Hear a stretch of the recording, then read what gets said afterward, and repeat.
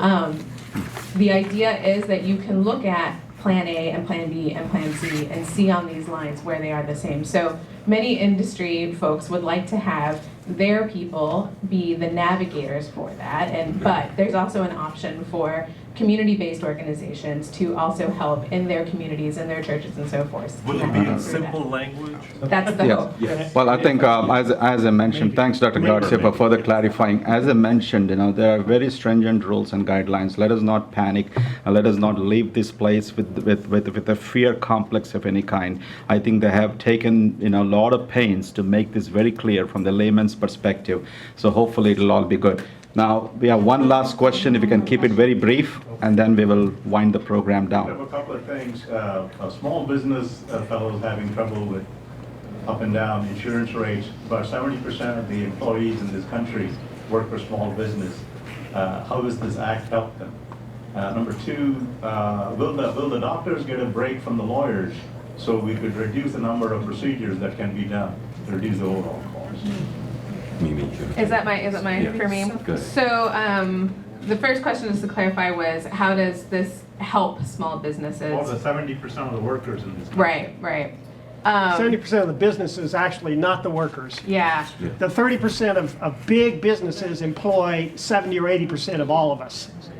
Okay? But it actually is true that out of all businesses, 70% are small. Right. It's just that most of us work for, most people work for. So I work for a small business. There's 5 of us, and so I feel you on that. I mean, we're a nonprofit, but still, But we've statistically, got issues. yeah. And I think we'll have to see in the out years how this plays out. I think that when it comes to premium costs, part of the controls and using the rate review, which we didn't talk very much about, which says that an insurance plan can only increase by 9.9% in 1 year without triggering an automatic review process. So at that 10%, an automatic review process goes in to see whether or not that increase is justified. It's a state-by-state basis, and certain states have more power than others to actually control that. Texas is actually a state that doesn't actually have the power to halt that increase. They can just say whether or not it was unjustified.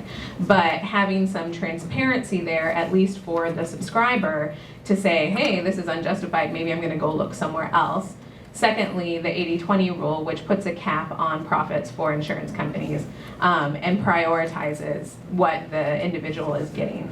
But also there's an idea of something called the shop, which is essentially an exchange for small businesses that would function similarly as the individual market would. And so, it's still going to take a lot of work. And there's nothing saying that the Dr. cost- Sofol, you have something to say Yeah, on if you don't that? mind me adding just one comment. For small businesses, if you're under 50 employees, they do not have to provide insurance, Right. even in the new law for their employees. Their employees can go into the exchanges and buy insurance and collect a subsidy from the government for that premium if they qualify for it. But if you're below 50 and you're an entrepreneur, you do not have to provide benefits for your employees. If you're above 50, you do have to provide benefits or pay a penalty to the government. The other interesting thing is that they already mentioned that your tax credits for your premium that you get, for small businesses with less than 25 employees. A great education tool for the public, and thank you very much. I'll pass on the podium to you. Thank you, Dr. Reddy. That was a very animated panel discussion, and I'm sure you all had, gained a lot from this.